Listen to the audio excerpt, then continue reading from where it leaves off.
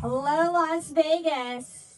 Welcome to the Ride Fearless Show. I am your show host, Sydni Blanchard, and you are watching Ride Fearless with six-time NFR qualifier Wenda Johnson and nearly $2 million cowgirl, Dusky Lynn Hall.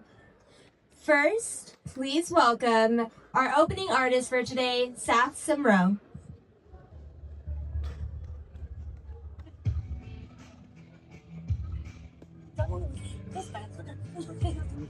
Saf, tell us a little bit about yourself today. Well, I'm from Godley, Texas, just south of Fort Worth. Haven't been doing this too long, and haul horses for a living. How'd you get into music? Everybody in my family either sings a little bit, and most of the guys play a little bit, and I figured I might as well try to. You just picked up a guitar one day and away you went. A little bit, pick it up, put it down, pick it up, put it down. Do you bring a song today that has a significant meaning to you? So my original one I'm playing is called "In Your Arms Again," and it's about being on the road and missing home and missing pretty girl back home too. Oh, well, we are very excited to listen to this song about your long-lost love. This song's called "In Your Arms Again."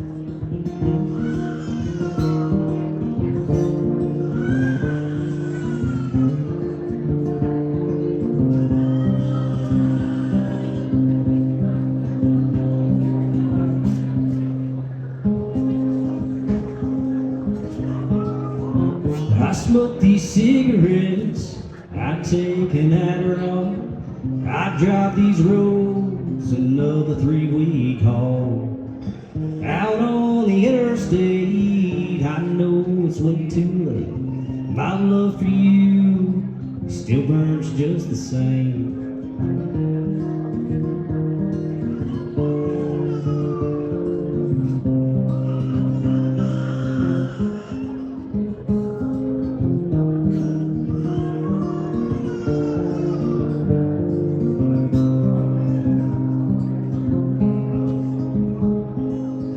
Tucson to Little Rock, Nashville to Luckenbach, a few more 1,000 miles, and then I'm Fort Worth bound. I miss your pretty face with every single mile.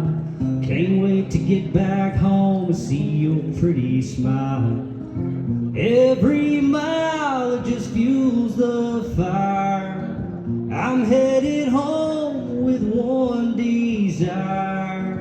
Taste your lips, feel your skin, ready to be in your arms again, in your arms again.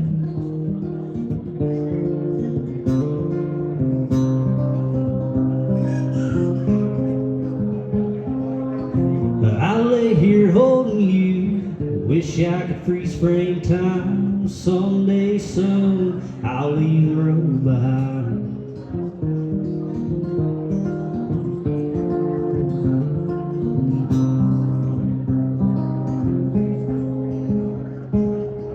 My bags are packed again, this time I'm headed south. I know this life gets hard, but I won't let you down. Every mile it just fuels the fire. I'm headed home with one desire.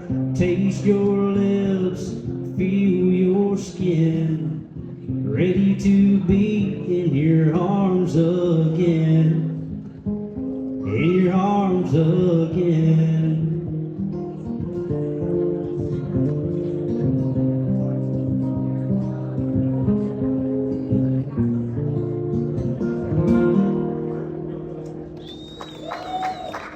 Thank you all very much.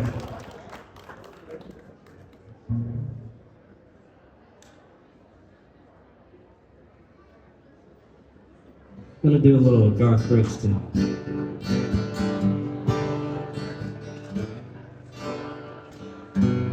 This old highway is getting longer. Seems there ain't no end in sight. Sleep would be better just can't afford the rest. Got a ride in Vegas tomorrow night. I called the house but no one answered. For the last 2 weeks no one's been home. I guess she's through with me. Tell the truth, I just can't see what's kept a woman holding on this long. And the white line's getting longer and the saddle's getting cold. I'm much too young to feel this damn old. And all the cards are on the table with no ace left in the hole. I'm much too young to feel this damn old. The competition's getting younger. Up the Bronx, you know I can't recall. A worn out tape of Chris Ledoux, lonely women and bad booze. Seems to be the only friends I've left at all. And the white line's getting longer and the saddle's getting cold. I'm much too young to feel this damn old. And all the cards are on the table with no ace left in the hole. I'm much too young to feel this damn old. Yeah, I'm much too young to feel this damn old.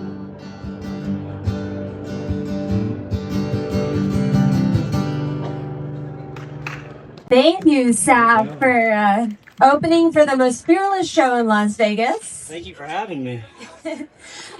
Thank you so much. Where can we find you next? This week I will be at the Convention Center on Thursday and Friday at Westgate. That's great. Perfect. Well, we look forward to following you. One more time, you guys. Thank you, Saf Simone. I hope you're ready for our next guest. She is a 6-time WNFR barrel racing qualifier. Please welcome to the fearless stage, Wenda Johnson.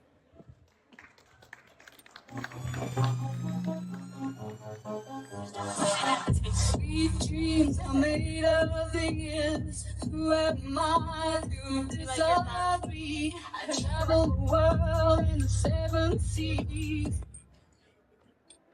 Buddies. I don't know the rest. Looking for something.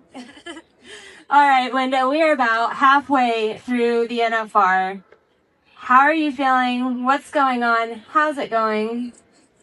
Well, it can always go better. I've been solid, caught a couple barrels already, so still need to work on a couple things, pinpoint in a few things, and progress and keep working at it. When you say work on things, what specifically are you working on for the next half of this competition? Usually it's horsemanship, so it's what I'm doing with my body, where my eyes are, where my hands are, and so for some reason I'm needing to fine tune and dial it in just a little bit more, but the practice went well this morning, so we'll see if we can keep going in the right direction. Is it still 5 a.m. practices, or?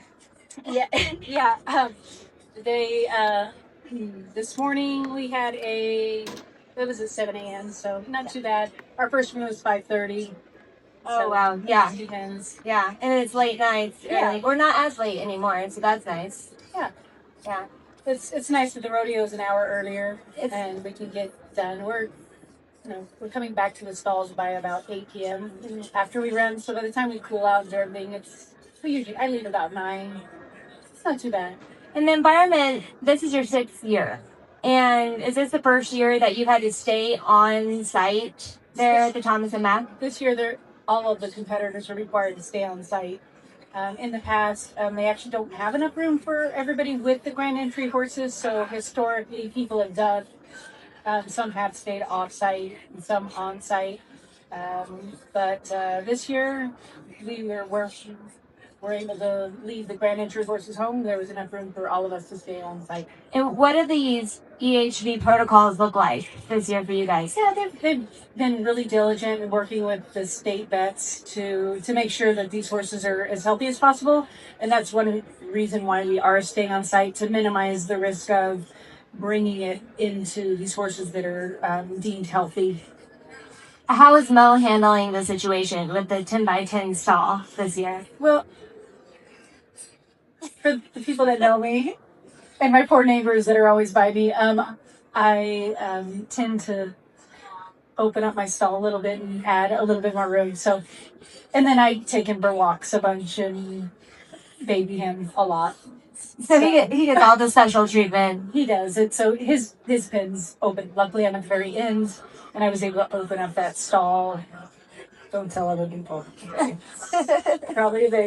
Probably wasn't supposed to. Hey, I would do it. I mean, obviously every girl that's running at the NFR has a relationship with their horse. For sure. And so we're going to do whatever it takes to make them as comfortable as possible. And if that means, opening that stall a little bit at the end of the night, no, it doesn't hurt anybody, no harm, no foul, why not? Yeah, luckily being on the end and nobody's walking by or anything, and there is some space there. I was able to use my stall gate and get him just to touch my room, so he's able to lay down flat and stretch out if he needs it. Luckily, he's a smaller horse too, so that helps. I feel bad for a horse like Will that's 17 hands and he's so big and stuck in the 10x10 stall. So. Did you bring Will? No, Will. Cassie's. Cassie's. Okay. I'm like, did you bring another horse? What is this one? Another Will. Where there's a will, there's a way. So with Mo, you have a great relationship with him. We love riding. We love watching you ride him. We love riding him on the couch when we're couch jockeys. But how do you create that relationship with Mo, with your horse, and what does that look like throughout the year?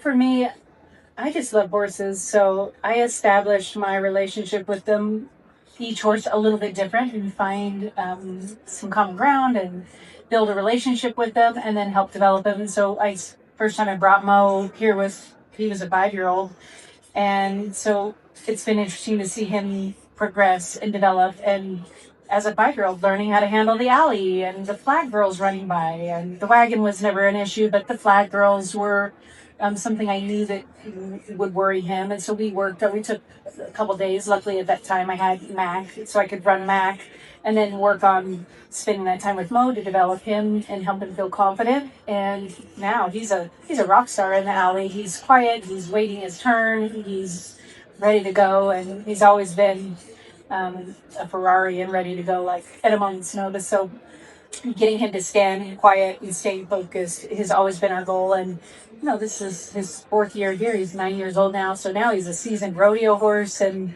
a little probably too smart. So if the ground isn't good, then he compensates or he safeties up, and so I have to work through those things. So each year is a little different, and I've just continued to build my relationship with him, and it's been fun. Like now I know him well enough. I can tell when he's happy, when he's frustrated, when he's like, leave me alone, I need to take a nap. I'm like, okay, we'll go over here and give him a little time to get some rest. What are some of the things that you change in your game plan when you feel him being happy or versus frustrated? I do change a lot, and I really work through whatever's right in front of me at that moment. And really that's how this whole 10 days progresses. We really have to address each day and what goes on. Like, you take where Brittany's horse slipped so bad. He needed the night off, and luckily still came through it okay.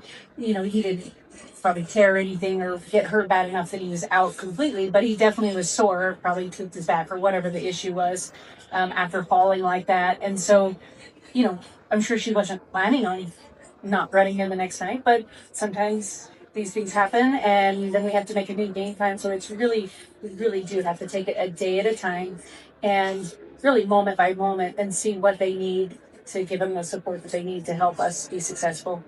It seemed to really work out for her jumping on her Mo. Yes. Because I believe that's the fastest she's ran all week. so far. So it'll be interesting, seeing what she does tonight. But when a horse falls like that, and I think she ran last night prior to you, or that night prior to you, or is it after? Let's see. I think after. After. Yeah. When I qualified last time, we didn't have the Cowboy Channel in our pocket, and so you don't really know what's going on. And so if somebody fell or tripped, you could hear commotion, but you didn't know if it was the ground or, you don't know really what happens. It was kind of hard making that game plan or riding for the ground of whatever it might be that night, because it was always different. Right. For you guys now, is that something that are you watching it in the alley so you can watch the ground a little bit? Or There is a TV up top, like right when we first get loaded. So if you're towards the end, if you're the 15th row running, you could probably watch some of the girls go. And then there's a smaller TV down a little closer. I really don't watch it or pay attention that much. I focus on what my horse needs right there and my game plan of what I need to do for that night. So it's basically always the same regardless of maybe how other people's horses are handling the ground. Oh, for sure.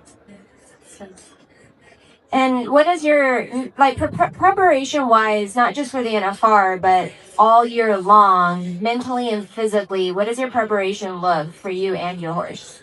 it's really important. The mental aspect is probably the biggest game changer in what we're doing. And, this can be won and lost all through our thought process and what we think and how we hold ourselves back or how we build ourselves up and can say, I can do this. And so that mental game is so important. And then it's so important to keep these horses mentally sound. Because if we get them too hot, too worried, they're going to get ulcers and the risk of injury is going to be higher. So that's probably the number one thing for both the horse and ourselves, to stay mentally focused and mentally tough.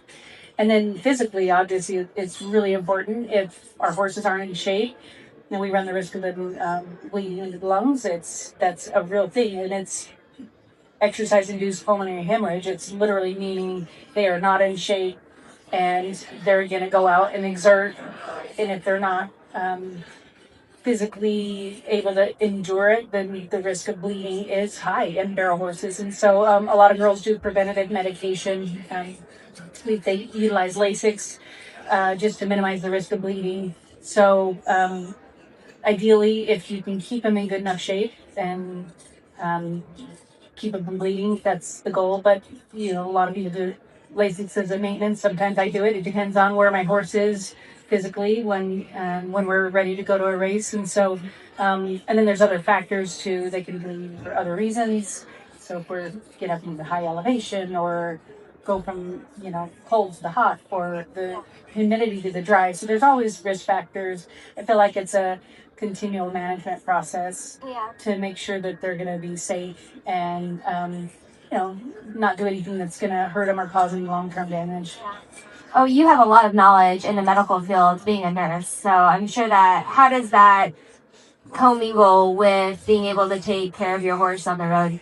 It's definitely been a huge benefit, and I'm so grateful for my medical background and not on the horses, but for my friends too that are competing. And so, but that's the biggest thing is, management, whether it's us as people trying to manage our daily lives and stay healthy and being able to reach our potential through our health. The horses are the same way. We want them to be at their maximum potential and feel their best so that they can go out and perform. Is there a point in the year in your career to thus far that really stands out where your medical background helped you immensely in that moment? Actually, we were at a barrel race. It was out of the Northwest. We just went to like a local barrel race. Was taking my other horse to go make a run on him, and a girl, she had some other history. She had like cerebral palsy, but was still able to compete and ride, but a history of seizures. And she had a pretty unruly horse, and it actually reared up and flipped over on her, and so she was pinned for a minute. It was a pretty bad wreck. But of course, then it induced a seizure. So luckily there was a friend of hers was an anesthesiologist, so the anesthesiologist and I were able to stabilize her neck and wait for the ambulance. And she was, of course, very confused coming out of the seizure, didn't know where she was. Luckily, her friend was able to really look at her in the eyes and get her to calm down because she was really agitated. And we didn't have any meds or anything to help her or support her. So we just were able to manually stabilize her until the ambulance got there and got her taken care of. And she had a full recovery. There wasn't any issues. She didn't, I mean, the way the horse fell on her was really bad. I'm surprised she didn't fracture or something or collapse a lung. I mean, this horse, it was a bad wreck. And that's actually the first time I really had to step in and help out, which I love to do. And if I can help, then it's the first thing I will do. Yeah, that's incredible. I'm glad you were there. If anything ever happens, God forbid, I hope that Wenda's there. Because not only do you can help in the medically, you also help a lot of people mentally. I know you and I have had conversations before about the mental game prior to us even running. Sure. And let's go back to that. And what are some of the tools that you use to help yourself for the mental game throughout the year? Well, it definitely depends. It's situational. The biggest thing, I feel really fortunate. My parents were great coaches and teachers and taught us to manage our emotions a long time ago. So, starting at a very local level, 5 years old, running, at the little play day type events and gymkhanas. And I think learning how to handle pressure is a really big thing. And then also critical thinking and then working through problems. So problem solving, critical thinking, managing emotions. And those things are so important when we're riding a horse. A horse is a herd animal. Their fight or flight instinct can be so quick, can be flared up so quick. And so if we're scared and we're tight and we're squeezing onto them and they're like, what's so scary, so the more that we can be confident and help support and soothe them, the better off it can be. But it takes a lot of practice, I think, for a lot of competitors, anybody that competes. And it can be anything, sports, horses, coming up on a stage. It takes a lot of focus and being able to work through those emotions so that you can think clearly, so that no matter what comes your way, you can manage each situation properly. What are some of the things that your parents told you to help you manage your emotions growing up? My mom was really great. She had so many amazing qualities and was always encouraging and always made it a fun thing. It was like, go out, do your best. Like there was never a huge expectation. I think there was still, you had your goals set and you're working towards something, but it's not like you have to go out and do it this way or else. Or else. And I saw kids get the or else. And I never admired that. And I thought, how can a kid progress through that? Now, there's a few kids that are tough enough that can really progress through that and need maybe some of that motivation. But in general, I think most kids have to develop into that and find their confidence so that they can progress and reach their maximum potential. I really like that a lot. What else was it? How else was it growing up in your family as a kid? We're the best childhood. It was like we were very, very free. I mean, we did all sorts of things. Both my brothers are here. We had the best childhood, and everything was like, yes, go do it. Yes, go do it. There was never like, oh, you can't swim in that. Oh, you can't do this. My parents would be like, yeah, you want to build this? Oh, you want to put a tarp on the trampoline with soap and push each other around? I mean, we did. WWE on the trampoline with your brothers. Yeah, we had zip lines, we had tree houses. I mean, we swam horses. We had a pond, so we'd swim our horses. Oh no, we would run our horses and dive them in the water and swim them. So I mean, very extreme. We would, for fun, put show sheen on our horses and play kind of a king of the mountain on our ponies when we were kids. We would try to push each other off and see who could get on the slick horse, you know. So we pushed those limits that way. And my parents were great. They were like, yes, go do it. You can do whatever, and very encouraging. And then my parents were great also because they taught us how to handle horses at speed so that if we ever, so that we wouldn't get in a jam. And there was a confidence that they instilled for my sisters and I to really just go fast and handle them at speed and to feel comfortable doing it.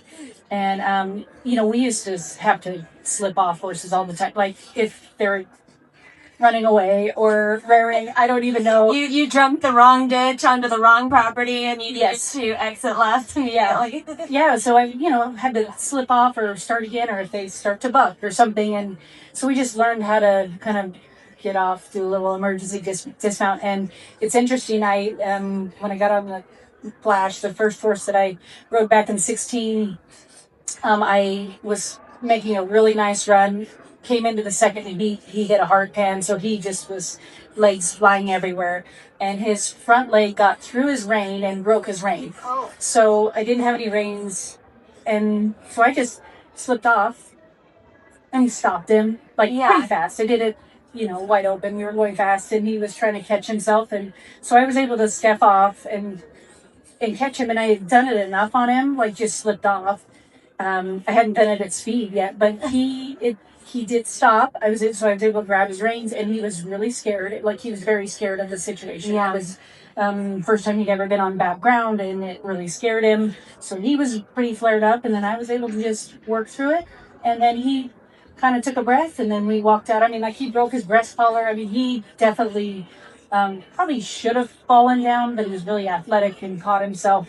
But yeah, broke his breast collar, the reins, and yet we were able to stay safe, and I wasn't on a runaway because I was going to be on a runaway. He was that scared. That's incredible. And what I'm really enjoying about our conversation right now is the minute we started talking about your childhood and your family, you turned into a completely different person. You're just happy and excited. You guys had a moment from across the room. And we can all clearly see where your fearlessness has come from. For sure. I can definitely attribute that to my mom. She was just a great coach and very encouraging. It was an amazing childhood, and we just had so much fun. And we had a boarding facility, so we had all these other young girls too. And the things that we did, I'm not going to tell people to give them ideas because we jumped everything we could. We drug tarps. We used plastic sacks to make our ponies run faster. I mean, we pushed every limit you could push. You're constantly pushing the limit. I don't know if you guys have looked up, Googled, or followed Wenda for long, but there are videos of her competing at a race bareback. Oh, yeah. Did you have a bridle on? Oh, yeah, I had a bridle. I mean, very competitively.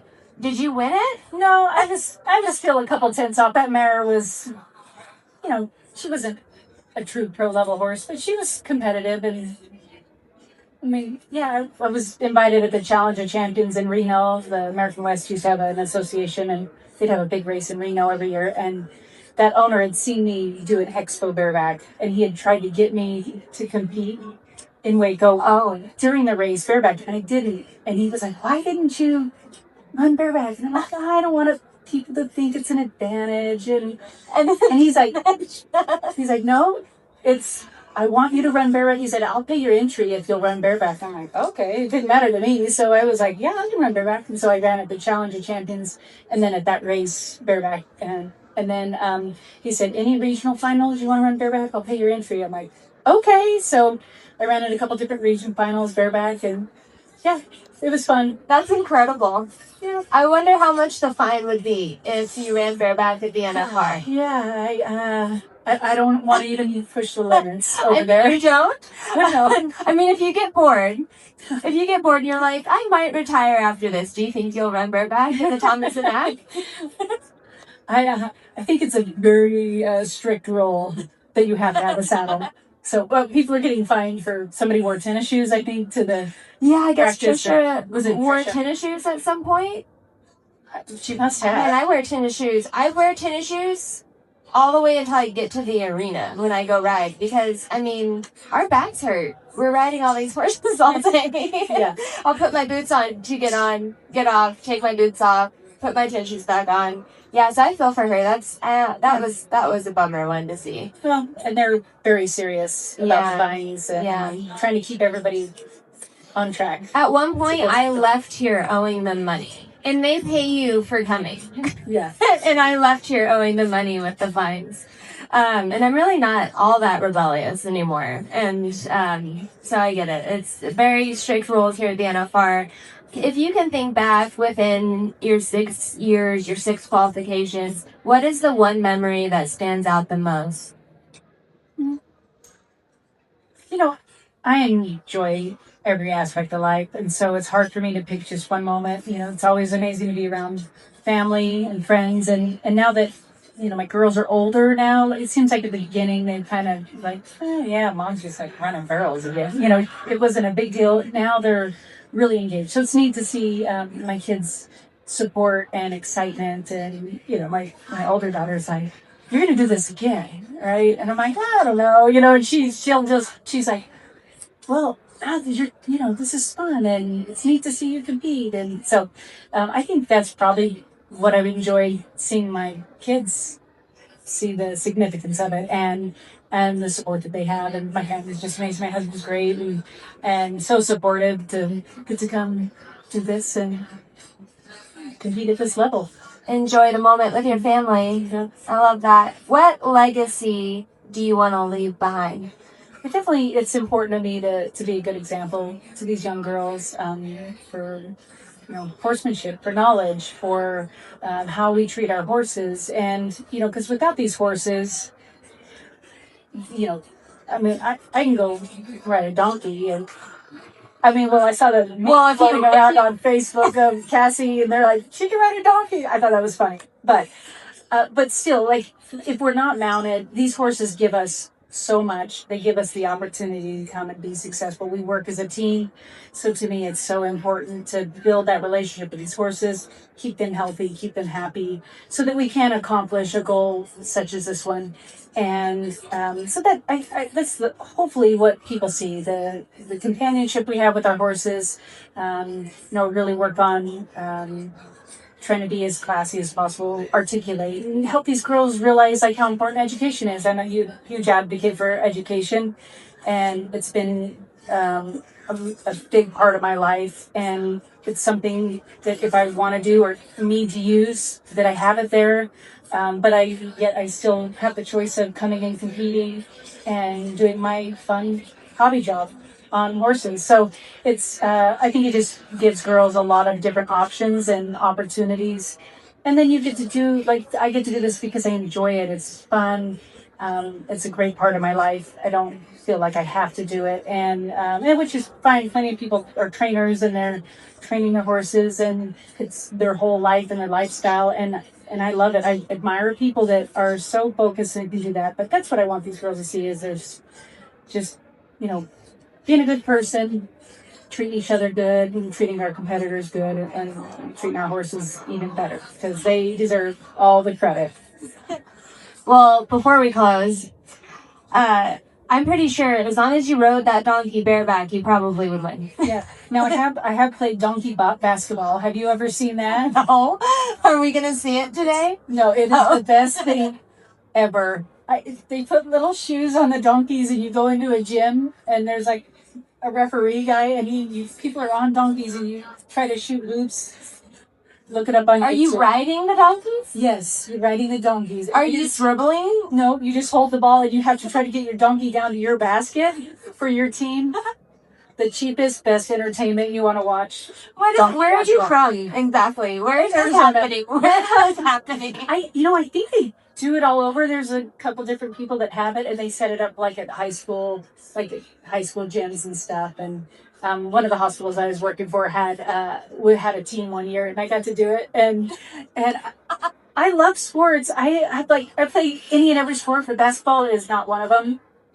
And so I could get my little donkey down to the basket, and then I would miss every time. I'm like, I'm like, okay, I need somebody to get their donkey up here and pass to them so they can shoot. But it's pretty fun.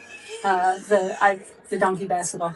I have to watch it. You needed someone to catch up with you. Yeah. Yeah. Oh, I could get my donkey to work. And you weren't allowed to you could only use they were in halters. It was very cheap. We didn't have this at my high school. No, people would get bucked off or they'd duck and the people would just fall off. Oh my goodness. It's fun. And then the guy on the ground kind of turns them and stuff so people would just fall off. I got sabotage. There's somebody Yes. on the ground sabotaging you. Oh my goodness.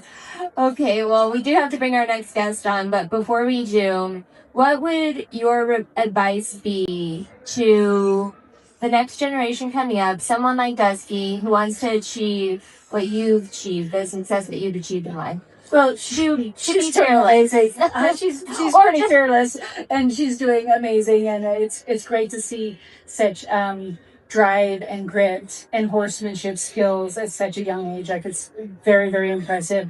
And what she's already accomplished is hands down, surpasses anybody at this point in time. So she's already very fearless. She has a lot of goals. She's driven. She has a lot of support behind her. All of those things are really important. The thing is we are so blessed in this country, and we are so fortunate that we can accomplish whatever we set our minds to. And I think she's a great example of that she has her goals and the guidance in the right direction to go accomplish whatever she wants, and she's already doing it. It's amazing. But as for the rodeo world, it is its own world. It's a matter of going to the right pins and staying on good ground and trying to go to the better rodeo, the bigger one-headers, I think can help you get qualified on a lower count and not trying to go to 100 rodeos and, run your horse's legs off. So there are some of those other factors, the closer somebody gets and really wants to accomplish that goal. There's a million ways to get qualified for Vegas, but I feel like it's important to just try to really pick your places that you want to go.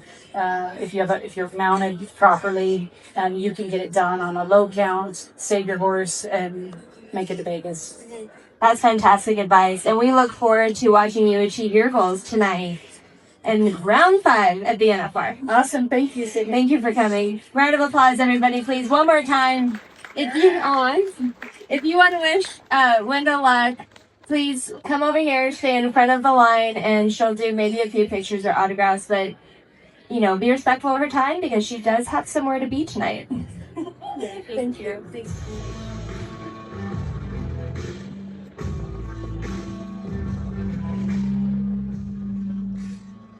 Sorry, that was me. He's pointing at me like, you're doing that. All right, everybody, please welcome nearly $2 million cowgirl, Dusky Lynn Hall, and her beautiful mother who just makes it happen.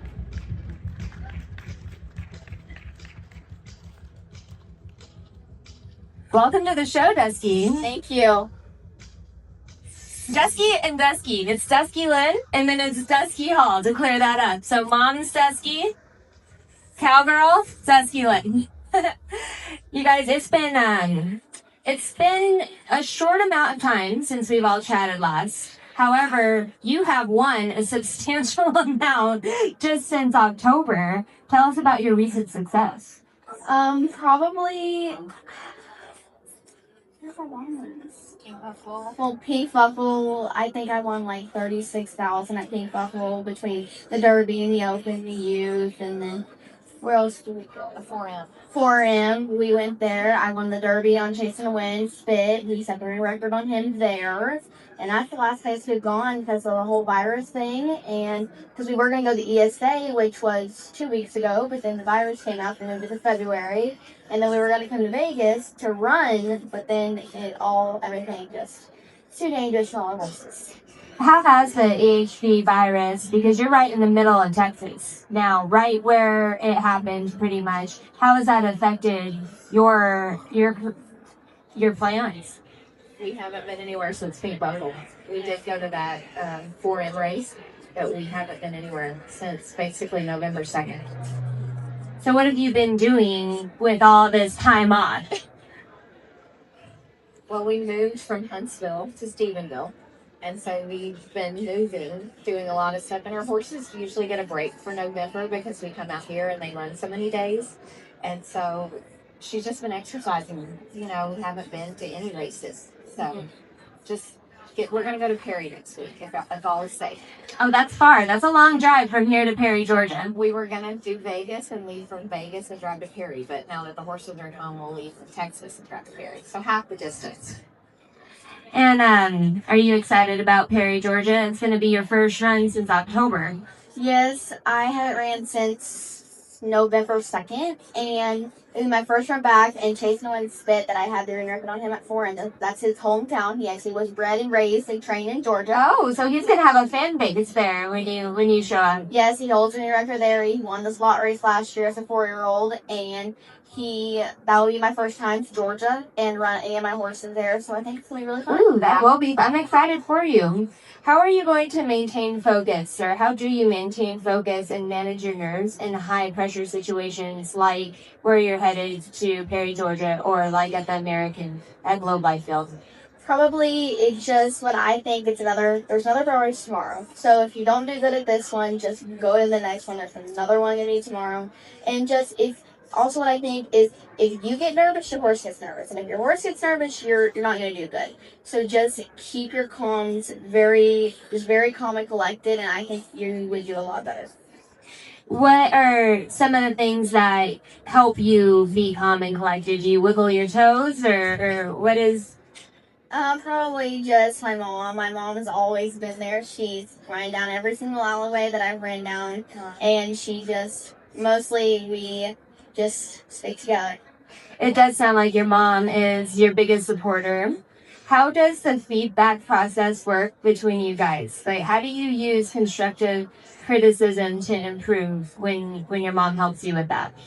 Probably she is not very hold back. Like when something happens, She's blunt. Yes, she tells me, and she's like, we need to do this and this to get better, not to criticize me, just to help me get better at everything.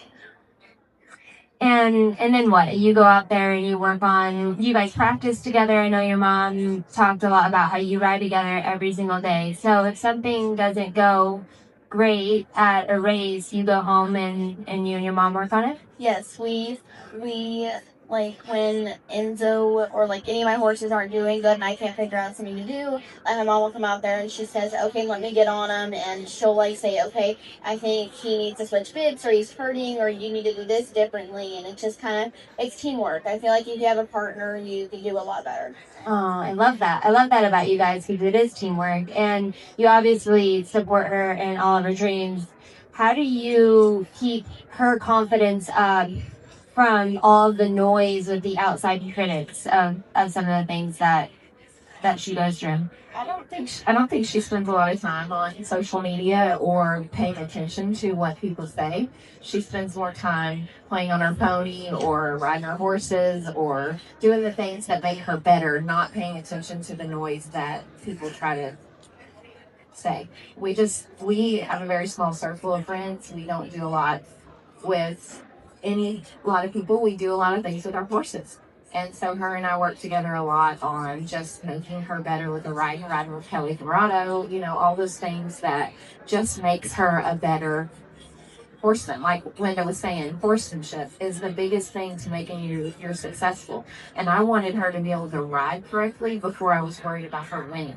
Mm-hmm. And so if she knew how to ride correctly and she knew how to do the things and feel what the horse needed, she was naturally going to be able to do better, because she could, in a split second, she could make those decisions that she knew was going to make the horse do what it took. And so we work on that every day. Just the other day, like she said, Enzo and her were having a fight.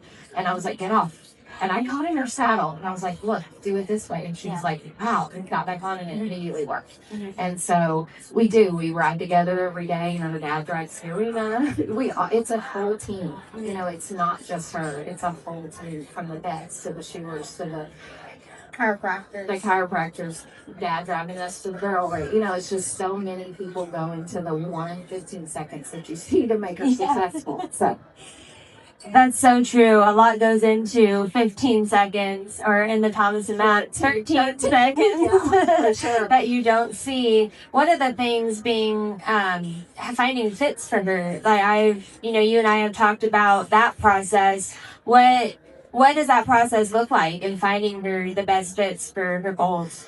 It takes a lot to find the right horses for such a small jockey that won't take advantage of her.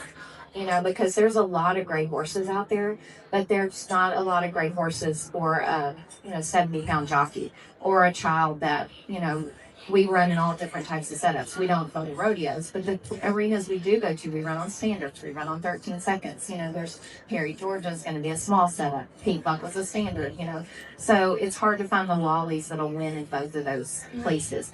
But we don't have horses for specific pins. I want them to be able to run and win in wherever we're going to take them.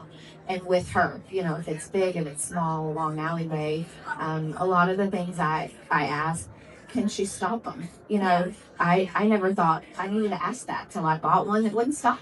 And ran forgave them, and so there's so much that goes into finding her a horse that, it's not cheaty, that stays honest. There's a lot, and it takes a lot. I talk to a lot of people every day. She's like, Mom, you're on the phone, and I'm like, I'm trying to find your next Wally. That's all I do. Yeah. Is either enter her, go to the vet, or find more horses. That's just my full-time job, literally.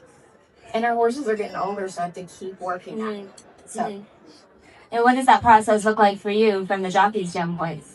We work at it every single day. Like when I get done with school, I do schools Tuesdays and Thursdays, and when we get done with school, I go out there at 1 o'clock and I ride 6 or 7 horses a day. I ride Wally and Enzo and then all of my other ones, and then like when I get done with all my main ones, I get on my pony, Goody and Coffer, and I'll ride them, and that's kind of like my fun after I ride on my main. And then it's teamwork. If you can't run the roads or do anything just purely by yourself, you can't ride all your horses and enter and go to the vet, go to the show. You can't do it all by yourself. You have most days when I'm doing school, my mom's going to the shoe, or she's going to the vet, or the shoer's coming to us. It just takes a whole group of team. You can't do it all by yourself. And then we have Dad that pays for everything. Go Dad. So while we're busy working, Dad's busy making money, so we can spend it. So we can enter another barrel race. That's right. Yeah, he keeps us afloat for sure. She does have money now, but it's definitely a hard road to get going. You've got to have a backer for sure. And what did that look like? Because you guys did come from nothing, and you guys did work really hard to get where you are now. What does that story look like? Yeah, so my husband and I, the day he asked me to marry him, he said, I have $5 to my name. Do you want to marry me? And you're young and in love, so it was great, right? You don't think about all the things that come along with building an empire together. So we've came from absolute nothing. And then what happened after that? He must have invested. He must have made a hell of an investment with that $5. Well, we started a business, and our business grew, and we worked around the clock. It seemed like to make it bigger and bigger and bigger. And he's a very good businessman, so he made very wise decisions for us to have a business that made money. And then when our kids came along, we wanted to give them the things we didn't have, So, and they have, things that we didn't have. So it's been quite a journey. What was the business that he started that you guys Logistics. do? Logistics, trucking, warehousing. Yes, wow. We still do that now. Mm-hmm. And that's where he is right now. Working at it. Yeah. Oh, he's here. Hey, Chad. Yeah. No, he brings us out. We came to do our autographs and signings and stuff, and then we'll go back home. We were working this morning, calling in and doing work and stuff, and so. But he still works, and I work for Dusky Lynn. And that's honey. Well, Dusky, how do you manage your employees? I'm just kidding. I don't get paid very well. We're gonna have to work on that one. Yes. You guys emphasize the importance of horsemanship in your program. What does good horsemanship mean to each of you separately, and how does it impact your success in the arena? Probably horsemanship. I would feel like I've said this on probably every single interview I've ever done. You cannot get a horse out of the pasture that you've never seen, never touched, and go win the marathon. You have, like, if you hit your horse or be mean to it for no absolute reason, those horses remember that. Horses are so smart, they can remember anything from any time. So when you go back up to that horse, the horse like, are you going to hit me, or like, what are you going to do? Because horses literally trust you. They give you their life every time they load in the trailer. Every time you get on their back, they give you their life. Because they say you load them in the trailer and you could go ragging. They gave you their life when they loaded into that trailer. And when you ride them, they do anything they ask you to do. I mean, you can do anything, and the horse just wants to follow what you want to do. And horsemanship is mostly the most important thing to me. And having with your horse, I go out there 3 to 4 times a day and just go give them carrots and give them apples and just spend time with them. The more horsemanship you have with them, the more they're going to want to thrive and do better for you. I feel like the horsemanship is more of the connection of what you're asking them to do. They know what you're asking them. If you have good horsemanship, they know what you're asking them. If you don't have good horsemanship, they don't understand what you're asking them to do. So they don't understand. That's what we had the disagreement about Enzo the other day, and she's like, "You want to do this?" And I said, "Well, it's the way you're asking them." So I got on, I showed her, and I know my arms are longer, my legs are longer, but it's still the same principle. So I showed her, do it this way. And she did it, and she's like, a light bulb, like, wow, that actually worked. And so I feel like the more things and the better feel you have to know what they want, you're just going to be more successful. So I've always worked, and I mean, we've rode with Ashley Schaefer. I mean, you name it, I let her ride with them. And then we work on it daily too.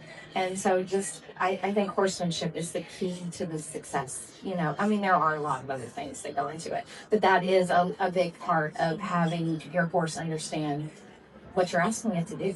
It's like a teacher, if your students don't understand, then they're not going to do the outcome is not going to be good.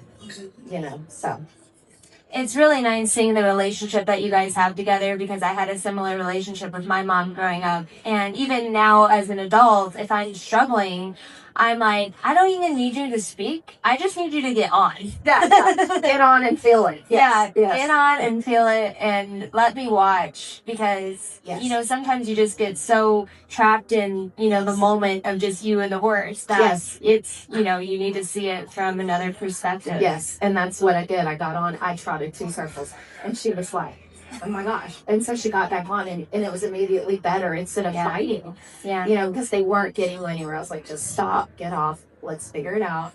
And usually I can tell her to change this or that, and she immediately does it and figures it out because her feel is great, right?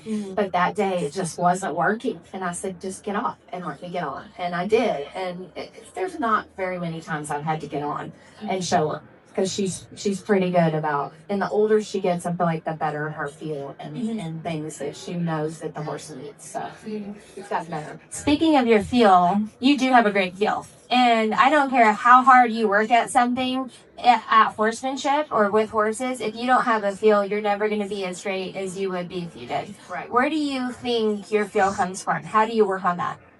I ride bareback a lot. I feel like that helps me. I go and I have like a little bitty creek in the back part property, and I'll jump my pony over the creek, or I'll just riding, I feel like, will help your feel. I ride 6 or 7 horses a day, and that every single day you get better. Like, if you're not getting better, well, you need to figure something out. But you should be getting better. Every single day you ride, you're gonna get better. Like, even like when I'm just riding by myself and like I'm just thinking about something, and then I'm like, okay, wow, I just figured something out. Because like just riding, you're gonna figure something out. You learn something every single day. And just riding, period, is gonna make you a better jockey. Time in the saddle. Or bareback. She rides bareback a lot. Even her good horses, 2 days a week, she rides them completely bareback. And sometimes I'll find her loafing them through the cold. And I'm like, stop.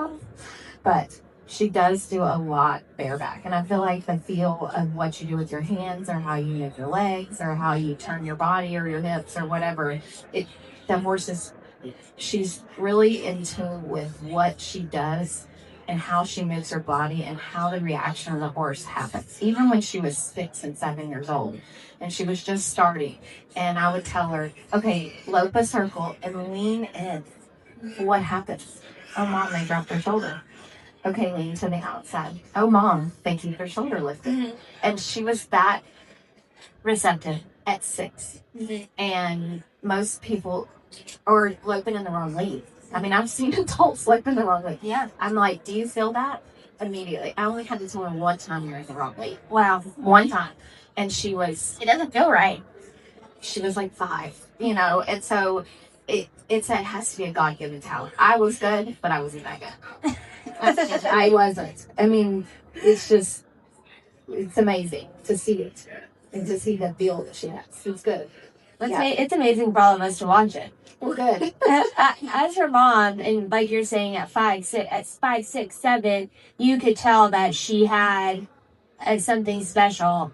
What do you remember the exact moment where you thought she's gonna be great? Yes. Oh, I know this. Yes. She jumped on a pony that was, you know, like a 2D barrel horse. And she hadn't been off of a 3D barrel horse. Well, my horse, it was Bear. We had it for my brother, and then we had it for me. She went to the back of the alleyway. Her foot slipped under the gate, and she was hurting. And I was running the all around that day, and I didn't have anything else to run. And if I didn't make that run, I was not going to get the all around. And we've been working on it for a year. And we took the horse to the vet, and he said, "You're going to run this horse today." And we didn't have anything else. And we went back, and we were just sitting at the park. Like, what do we do? And one of our friends came up and said, "You want to ride this pony?" And his name was Jasper the pony, JJ. And my mom's like, "No." I'm like, "Yes, I want to win that all around saddle." We got on in, and I looked at the they were calling her name. I went in there. I ran the fastest time that was ran the entire barrel race. Never been on him. No. She was on him for chat. My husband was in the trailer. He didn't even know. No, he didn't even know I ran. And I was saying, no, you should be. I didn't want her to get hurt, right? It wasn't worth $500 saddle, even though it was her first saddle she had ever won. You know, you've worked on it all year, and that mare got hurt coming out in the poles. Well, Barrels was next. And so she was on the horse for a minute, loped one circle, and they're calling her name. The entire video. That's the video. That's the video with the American where I'm saying slow down. And I can't, when we came out, my husband and here, everybody's screaming at the arena. And he's like, "What's that noise?" And she, like, almost set the arena record. Like, it was crazy. Wow. And he said, "What is all the commotion going on?" I said, "Well, she just ran Jasper." And he was like, "You allowed that?" And because we knew how fast, and she'd never been on anything that fast at that time. Yeah. And I said, "Well, she just won the that's the song of the day, right?" And ended up winning the saddle and the whole, and I told him, I said, "We're in for it." Like we better start saving our money because the real barrel horses are coming now. Yeah. Honey, our lives just changed. We're not going to be rodeoing for long. No, we definitely changed the trajectory of our life that day. Wow. Yes.